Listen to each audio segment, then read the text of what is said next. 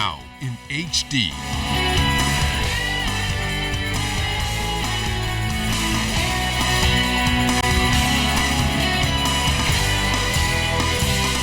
ZNS Network presents The Bahamas Tonight.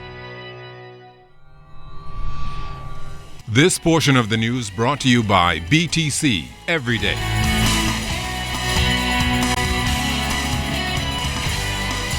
Hurricane Joaquin cut the Bahamas in half a few months ago, and many in the southern Bahamas are still feeling the impact of the eventual Category 5 storm. Good evening, everyone. I'm Charisma Robinson. I'm Kish Latterly. Thanks so much for joining us. Well, recovery efforts continue in Crooked Island, Acklins, and Long Key following the devastating storm.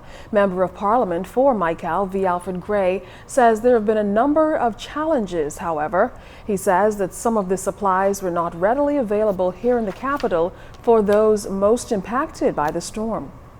Logistically, all of the supplies were not available, as I understand it, in Nassau. And so Nassau ran out of shingles and some other things that are necessary, and so they had to order some stuff from the United States, and because of that there's been some slight delays, but all in all I am satisfied with the progress. It is important for me to mention that I am grateful to the government for having sent to Crooked Island some 7 or 8 temporary houses to facilitate those people who stayed there and had nowhere to stay other than perhaps with tripling up with families. Meantime, Minister Gray says some roads are still impassable in Crooked Island. For Crooked Island, all of the roads have not yet been made passable. And by that I mean you cannot get from one end of the island to the other yet, because the road was broken in such a way that it is not easily repaired. And so I am told that they are seeking engineering assistance, and not too long from now, some heavy equipment would be sent up there in order to make the road passable, even though it would not be in a permanent state. I think that is the intention of the government, to try and make moving from one end of Crooked Island to the other possible within the next few weeks. Meantime, Education Minister, the Honorable Jerome Fitzgerald, indicated that some 75 children from the storm-ravaged islands are now attending schools in New Providence. However, while all of the schools on the islands affected are open, Minister Fitzgerald says students may remain in the capital until next month. Schools are now open in Crooked Island and Acklins. South Long Island will be complete by the end of this term. So we'll see in the new year how many kids go back. We know that some kids return in Crooked Island, which was a good sign. But the extent of it we won't know until January. But the key is that all the kids were taken care of. We accounted for all of them. And we're looking forward to them returning back home. But again, the schools are a little ahead of the community as far as rebuilding is concerned. And so there's still some concern for the families that although the schools are ready, that their home conditions still are not satisfactory. And instead of rolling out new initiatives in the new school year, the Education Minister noted that the focus will be on ensuring that current programs are being well executed. We're holding everybody accountable up and down and putting in the mechanisms to make sure we hold administrators, teachers, even parents accountable. The new high school diploma will see its first set of graduates in 2017, and so we're monitoring to make sure that those who are in line to graduate, those who fall a little short, we do everything we can to pick them up to the standard.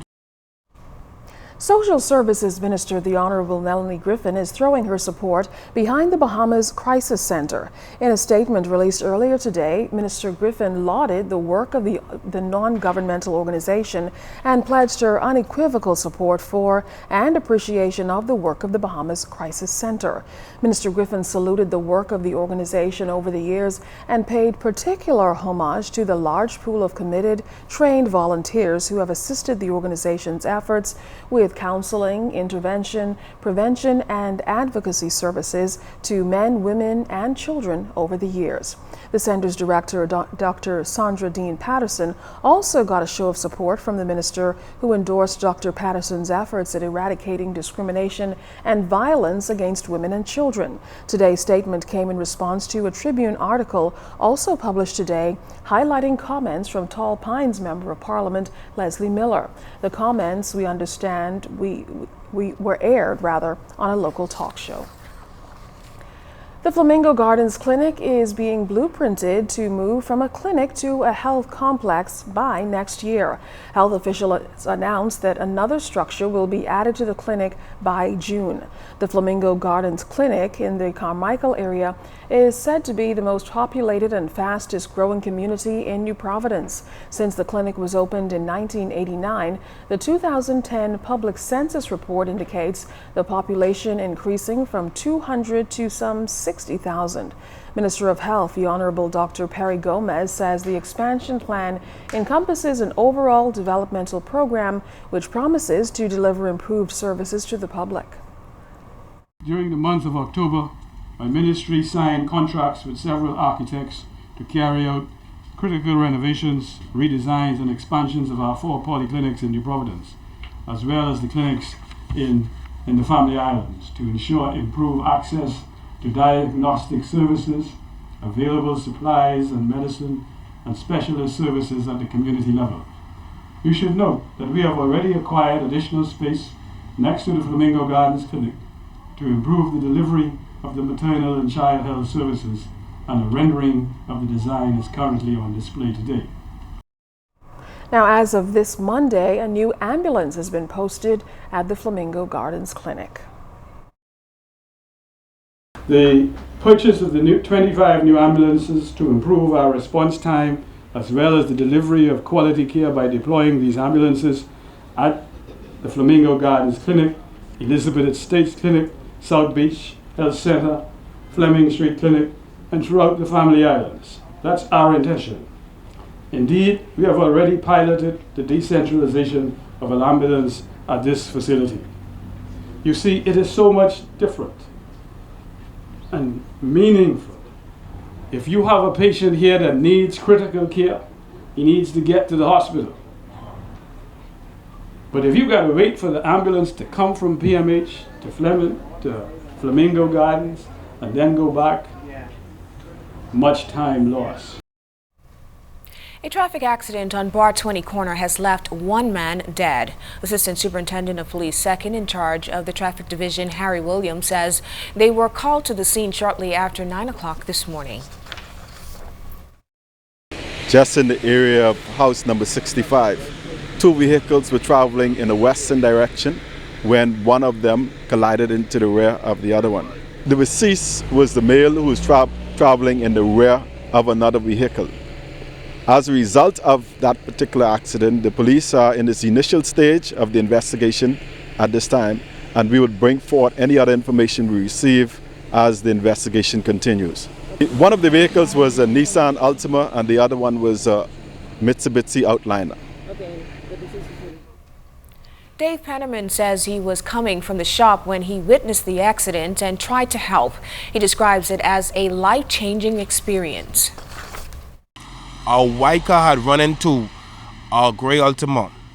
I went over to see what's going on, and in the white vehicle, I saw like a white man slumped over his driver's side, dribbling. So I decided to say, knock on the window to get his attention, and he didn't respond. And so I decided to break the window off the passenger side and to get some assistance to him. I opened the car door, vehicle, and he was breathing a little bit, but it wasn't too strong of his breath. So I called 911 and I called at the police station. But actually, after a while, he just lost breath right in my arms. And I actually saw his last breath